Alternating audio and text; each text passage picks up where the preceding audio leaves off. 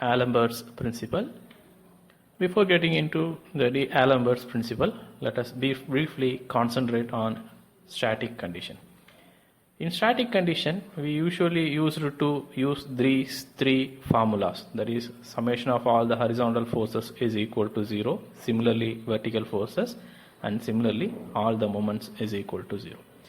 We can apply these three equations or concepts in static condition because already the problem or the object or the rigid bodies which involved in the static condition based problem are in rest in condition.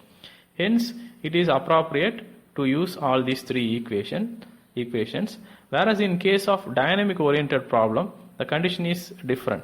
The object or the particle or whatever it may be, those things are in dynamic condition, that is in movement. It is not in rest.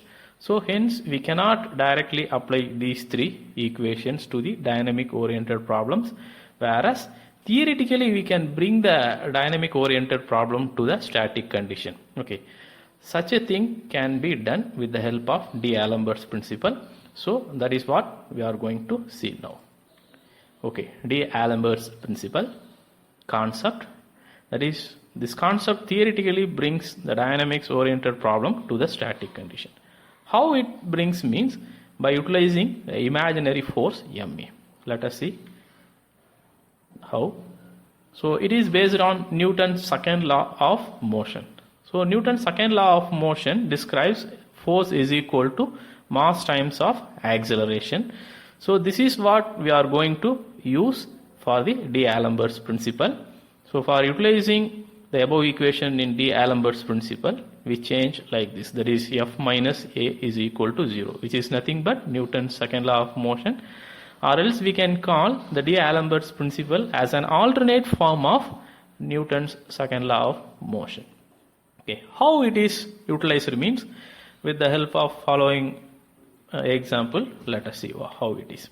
Consider a block, and when it is pulled in the left hand side direction, so it is now in movement. The block is in movement. So we need to bring this block to halt, that is to the static condition. So we can imagine ma, that is which is equivalent to the force, to the opposite side of the movement of the block, that is like this. That is ma, which is an imaginary force we are implementing to the opposite side of the block movement. So we are theoretically bringing the block to the static condition by utilizing the ma here. So now we can apply the equilibrium oriented conditions to solve the block oriented problem. This type of equilibrium is called as dynamic equilibrium condition. Suppose, let us consider this example. When the block is moved towards the right hand side direction means, so opposite to the direction of movement, we have to implement the ma. Suppose, consider this example, the block is going to move towards the vertically upward direction. So ma has to be implemented towards downward direction in order to bring the block to the static condition.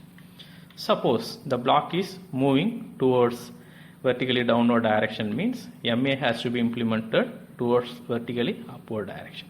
So by doing this, we are implementing the D'Alembert's principle and we are bringing the dynamic oriented problem to the static condition. Hence, it will be easier for us to implement the equilibrium oriented condition and to solve the problem.